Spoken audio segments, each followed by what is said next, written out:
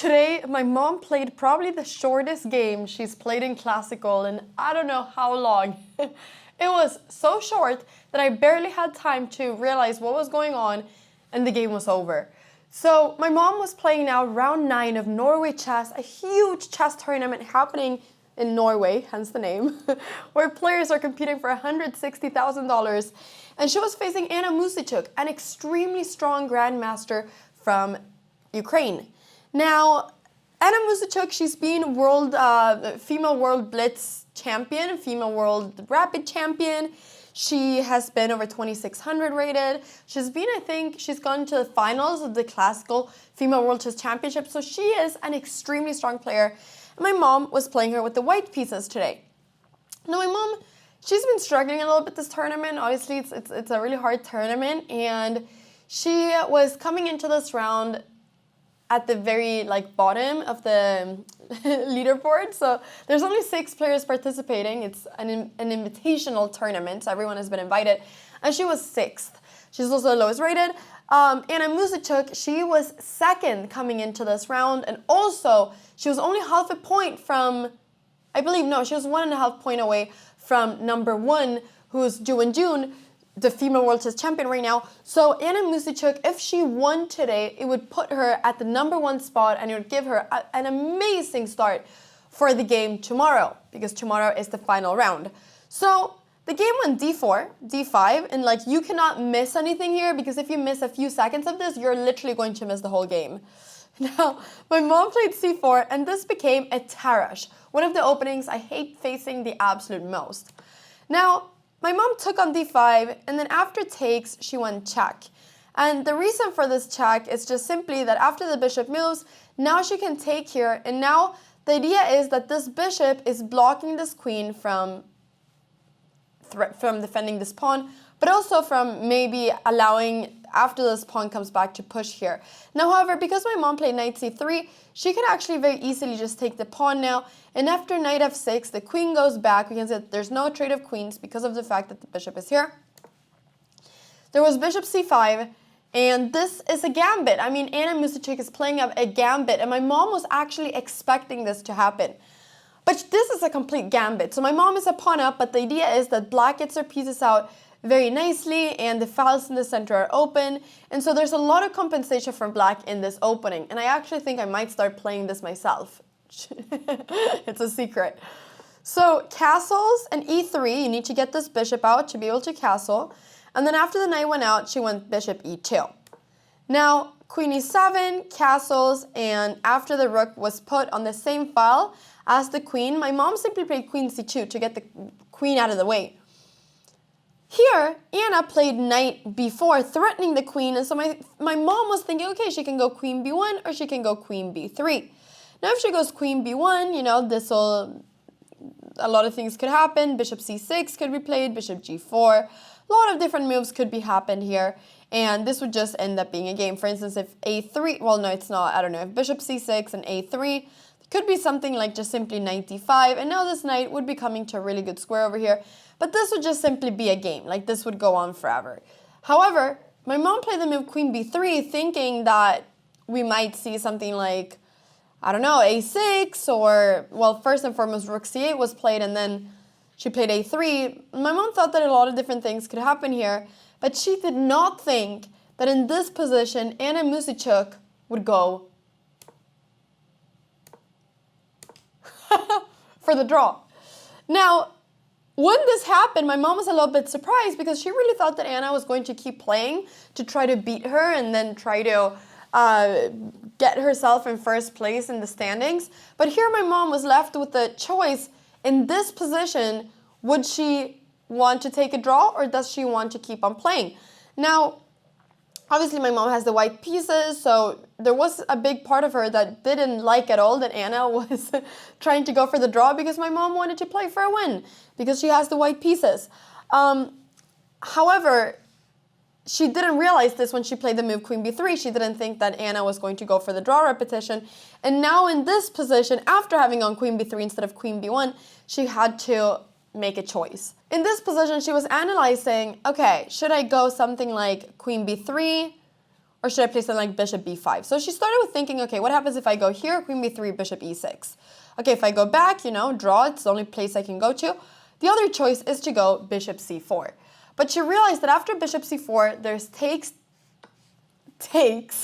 and after knight c2, threatening the rook, there's this really beautiful move, knight takes e3, which she saw, where the idea is that after bishop takes e3, there's just simply queen takes e3, and this looks insane, but the point is that if you take here with the pawn, then there's going to be bishop takes e3, you take here with check, and now the rook is hanging, and you're actually just going to be a pawn up with black, but also you're going to have the bishop. So this is just a completely winning position for black. Here you can also take with the bishop. It doesn't really matter, and the queen is hanging.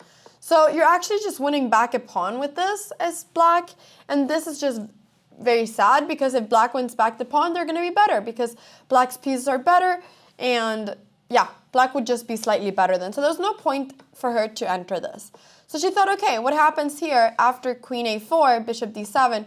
What happens if she goes bishop b5? Well, what she realized was that after something like knight c6, the knight has to go back because it's under attack. And let's say queen h4, she thought that maybe black could just simply play knight e5. And even though my mom is a pawn up right now, she just thought that her pieces were very bad in this position. I don't really know exactly what she can do here. Maybe she can take here, but then takes. And if takes here, well, then there's takes here, and her pawns are once again really bad. So she just didn't like the fact that this bishop couldn't really nicely get out. If she plays b4, then there's bishop. Well, there's a lot of different moves. She can go back here. This knight is under attack. So she thought that probably she wasn't really going to be better. And so she just felt like, why play a position where she's maybe slightly worse? Let's just take the draw and go to Armageddon. She was also looking at maybe knight b5, but she just really wasn't sure about how this position was after knight bd5, a6, okay, and there's takes, and she really didn't know how a position like this was completely. So they drew after playing queen a4, bishop d7. They went back and forth, and this became a draw by repetition. Imagine I start the stream and I start with saying, hi everyone, my mom just drew her game, you know? What kind of commentary would that be? I mean, it's over. Wait a second, sorry, it's over. Is she go? I think my mom is going to the confessional before it's too late. What? They're talking? Huh? No, my mom is talking, and she's saying when I play queen a4, it's going to be a draw. She's calling the arbiter. My mom is right now claiming the draw. This is the way you do it, by the way. You start by saying, when I make this next move, I claim that it's been 3 times that we've repeated the same decision. Now, she's saying this to the arbiter. The arbiter is saying, what is the move that you're going to do? Queen a4. She's going to check it to see if it's correct, and it is correct. They shake hands, and they finish the game. All right, the game is finished, everybody. What? So the game was only 20 moves long, which I was extremely shocked about. They only played for 1 hour. And then this game was going to go to Armageddon, because in Norway Chess, there cannot be ties, there cannot be draws. No, there must be a winner. So now my mom got 1 point, because that's what you get here. If you draw, if you win, you get 3 points. If you lose, you get 0. But now that we're going to go to an Armageddon where my mom would have 10 minutes, Anna would have 7 minutes, but my mom would have to win the game to win the match. If Anna drew, well, then she would win the match. So my mom was just having to play very much for the win. Now, I will show you that game really quickly as well. The winner of that match gets a half point extra. So it's not really a big difference, but obviously it's something, and you obviously want to get as many wins as possible.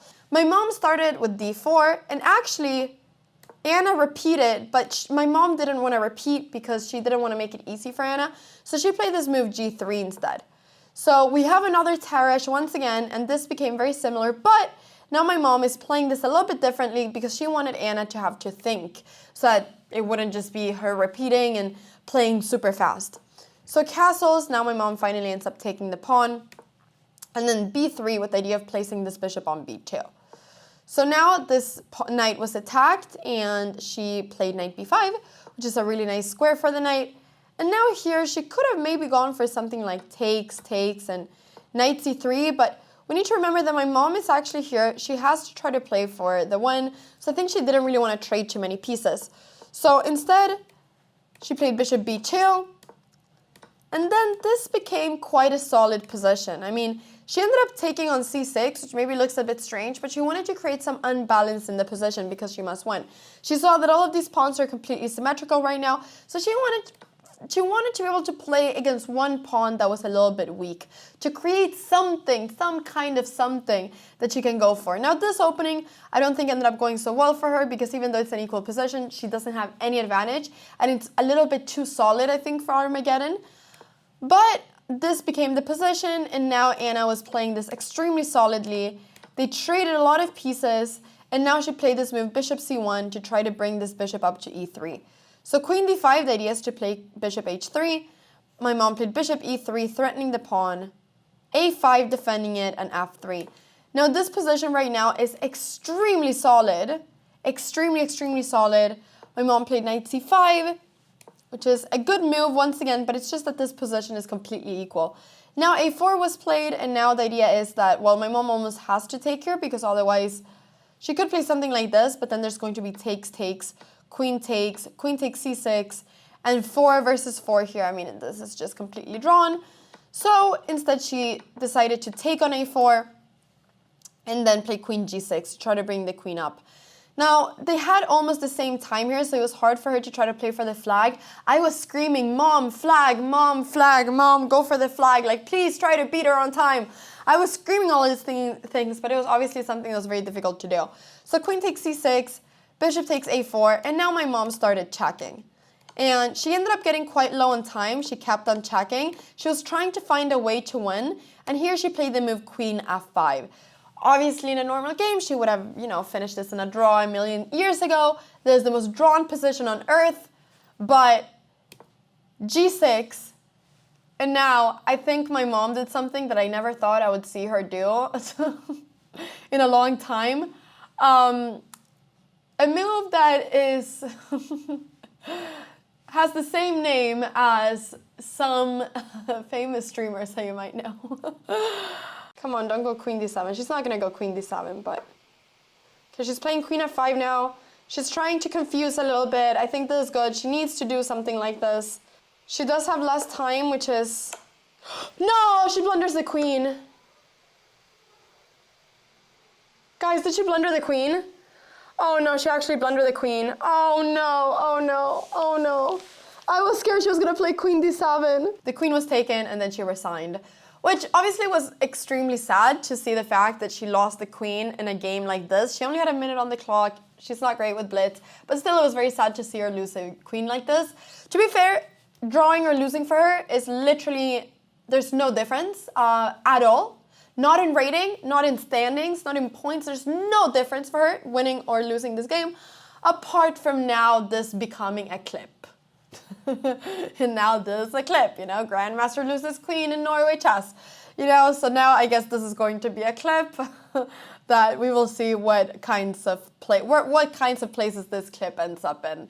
But my mom was smiling after the game, and she just thought, okay, I just did the most stupid mistake I've done in a long time, and whatever. So yeah, this would have ended up in a draw 100% if this didn't happen, but here she should play something like queen c8 and just try to create something. The idea here is actually that if Anna is not careful after something like queen c2, now maybe my mom can actually play something like queen f8 and enter with the queen. So here she should play bishop e8 to block the queen from coming in. And after queen, I don't know where she goes. I was about to lose my queen as well. After something like this, where she tries to play queen f8, there's actually just queen f7. Everything is holding together, and this is just a draw. So my mom lost this game and, well, lost the match, but she did draw the classical game, so she does get 1 point for that, and Anna Muzychuk gets 1.5 points. This doesn't really change the standings, I think.